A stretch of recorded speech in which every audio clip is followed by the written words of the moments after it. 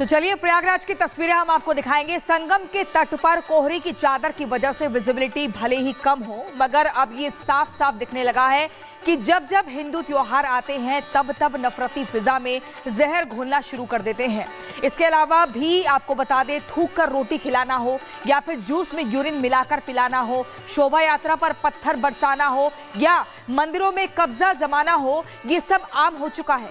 यही वजह है कि अब सनातनी दुनिया के सबसे बड़े आध्यात्मिक आयोजन की रक्षा के लिए मैदान में उतर चुके हैं। ये तस्वीरें हम आपको दिखा रहे हैं। आप देखिए कैसे थूक कर रोटी खिलाया गया। इसके अलावा शोभा यात्रा पर जमकर पत्थर बरसाए गए, सनातनियों को डराने का प्रयास किया गया, उनकी यात्रा को रोकने का काम किया गया, लेकिन सनातनी रुके नहीं, मिलकर लगातार एकजुट होकर आगे बढ़ते गए। जूस में यूरिन में देखिए मिलाकर पिलाया गया, लेकिन आध्यात्म की शक्ति कमजोर होने वाली नहीं है। संगम के तट पर कोहरे की चादर की वजह से विजिबिलिटी भले ही कम हो, हम आपको बार बार दिखा रहे हैं और बता रहे हैं, लेकिन ये साफ साफ दिखने लगा है कि हिंदू त्योहार जब आते हैं तो कैसे माहौल जो है एकदम नफरती करने का प्रयास किया जाता है। इस पर साधु संत भी लगातार अपनी प्रतिक्रिया दे रहे हैं, अपनी कुछ मांगों को भी रख रहे हैं।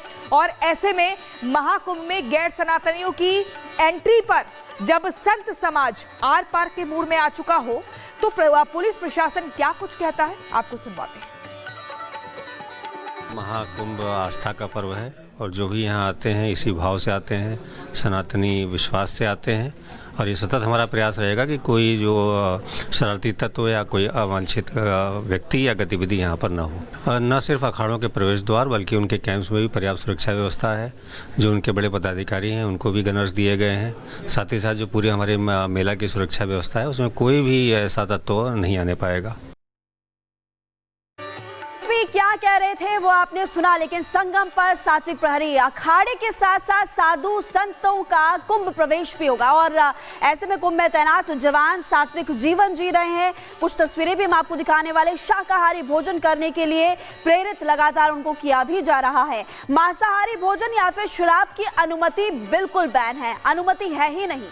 और पुलिस मेस में भी शाकाहारी भोजन ही होगा, सिर्फ और सिर्फ वेज आपको मिलेगा। भक्तों की आस्था का सम्मान करना होगा, ये सबसे बड़ा ऐलान भी यहाँ पर किया गया और इसको लेकर के भी पुख्ता प्रबंध, खास इंतजाम इस बार किए गए हैं। इस बार के महाकुंभ की बात करें तो भक्तों की आस्था का सम्मान करने के लिए फिलहाल ऐलान यहाँ पर किया गया है, लेकिन आपको बता दें कि सात्विक प्रहरी भी है जो, उनसे हमने बातचीत की। आखिरकार वो क्या कह रहे हैं, आपको वो भी सुनवाते हैं।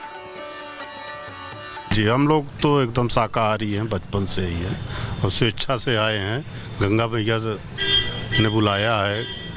गंगा यमुना सरस्वती का जो है पावन संगम है, ये हम लोगों का भाग्य है कि सेवा करने का मौका मिलेगा। कुंभ का जो पर्व है इसमें हम लोगों को सेवा करने का मौका मिला है। हमारे पूरे देश से, देश नहीं बल्कि विदेश से भी यहाँ पर लोग, श्रद्धालु लोग आएंगे, उनका सेवा करने का मौका मिलेगा। इससे हमारा जीवन धन्य होगा। हम यहाँ बेसिकली आए थे कुंभ में ड्यूटी करने के लिए। सेवा का जो धर्म है मुख्य रूप से हम इसीलिए आए थे कि ड्यूटी भी होगी, आध्यात्म से हम जुड़े भी रहेंगे और बहुत सारी चीज़ें यहाँ देखने को मिलेंगी हमें। नहीं, 13 जनवरी से शुरू होने वाले आस्था की अलौकिक दुनिया के सबसे बड़े आध्यात्मिक मेले में शिरकत करने के लिए संतों के संगम तट पर पहुंचने का सिलसिला लगातार जारी है। एक तरफ संत समाज महाकुंभ को लेकर उत्साहित है तो दूसरी तरफ अपने कल्पवास को लेकर कुटिया निर्माण में जुटे हुए हैं, जहां बैठ संगम के रेतीले तट पर तटस्थ संत ध्यान लगाएंगे, हवन पूजन भजन करेंगे। महाकुंभ मेले में आने वाले संतों की यह आध्यात्मिक यात्रा एक अद्वितीय महत्व रखती है, जो साधकों को भक्ति, तपस्या और आध्यात्मिक जागृति की खोज में गहराई तक जाने का अवसर भी देती है। इसी अवसर को पाने संत समाज दूर पहाड़ों से, कंदराओं से निकलकर संगम तट पर आते हैं और ये तैयारी उसी महायज्ञ की है। को एक दूसरे के खिलाफ भिड़ाऊंगा नहीं, मैं उनको एक दूसरे का मित्र बनाऊंगा और किस प्रकार से मैं भाषा को आगे बढ़ाऊंगा, इसलिए उस पर उन्होंने बहुत कार्य किया। मित्रों, 2011 की जो जनगणना है, जो सेंसस हुआ था, उसमें 10,000 से अधिक लोग एक भाषा का अगर प्रयोग करते हैं, वैसी भी गिनती की गई थी, तो हिंदुस्तान में, भारतवर्ष में 270 ऐसी लैंग्वेजेस है। There are 270 such languages in India which are spoken by people counting more than 10,000. तो ये अपने आप में कितनी बड़ी बात है कि 270 लैंग्वेजेस, वैसे तो 1300 से अधिक भाषाएं हिंदुस्तान में प्रचलित हैं, मगर 10,000 से अधिक लोग जिनका प्रयोजन करते हैं, वैसे 270 भाषाएं हैं, मातृभाषा है। भाषा संस्कृति की वाहक होती है। भाषा अनेक है किंतु भाव एक है। और मोदी जी का जो स्वप्न रहा है विकसित भारत 2047 का, अगर भारत को विकसित बनाना है तो स्वाभाविक रूप से भाषाई रूप से भी हमें संबल बनना होगा, दृढ़ बनना होगा। जो भारत सरकार की पॉलिसी है वो पॉलिसी है promote all Indian languages equally without any discrimination.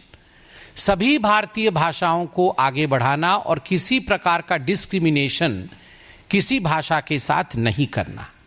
और यह काम मोदी जी ने कैसे किया? भिन्न भिन्न आयामों के माध्यम से किया। बहुत सारे आयाम है उसमें, जैसे कि नेशनल एजुकेशन पॉलिसी। और इसी बीच आपको बड़ी खबर बता दें, दिल्ली के बुजुर्गों के लिए आम आदमी पार्टी ने बड़ा ऐलान किया और बड़ा वादा किया। 60 साल के बुजुर्गों का इलाज मुफ्त में होगा। केजरीवाल 60 साल से ज्यादा उम्र के लोगों को फायदा देते हुए नजर आ रहे हैं। ऐलान किया है बुजुर्गों के इलाज का खर्च दिल्ली सरकार उठाएगी। अगर हम सत्ता में वापस आते हैं तो फिर हम 60 साल से ज्यादा उम्र के जो लोग होंगे उनका मुफ्त में इलाज कराएंगे।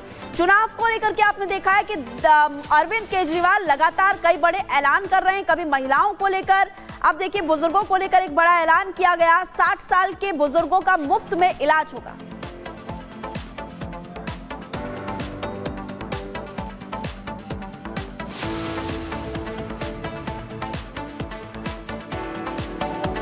बुढ़ापे में एक चीज सबको तकलीफ देती है, जैसे जैसे उम्र बढ़ती है वैसे वैसे 100 बीमारियां आदमी को आके घेर लेती हैं। सबसे बड़ी चिंता आदमी की होती है, मैं इलाज कैसे कराऊंगा। कई ऐसे लोगों को भी जानता हूं जो अच्छे खासे परिवारों से आते हैं, लेकिन उनके बच्चे उनका ख्याल नहीं रखते। बुढ़ापे में मैंने अच्छे अच्छे परिवारों के माँ बाप को, बुजुर्गों को तड़पते देखा है। माँ बाप को उनके बच्चों ने छोड़ दिया ऐसे ही। लेकिन आप चिंता मत करना, आपका ये बेटा अभी जिंदा है।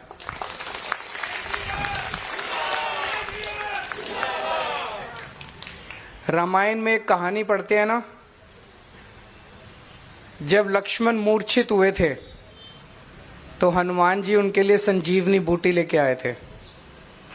तो आज दिल्ली के बुजुर्गों के लिए मैं संजीवनी योजना का ऐलान करने जा रहा हूं कि 60 साल से ऊपर के हमारे जितने बुजुर्ग हैं उन बुजुर्गों का पूरा इलाज फ्री करवाया जाएगा। इसकी चुनाव के बाद हम योजना लेके आएंगे, योजना पारित करेंगे।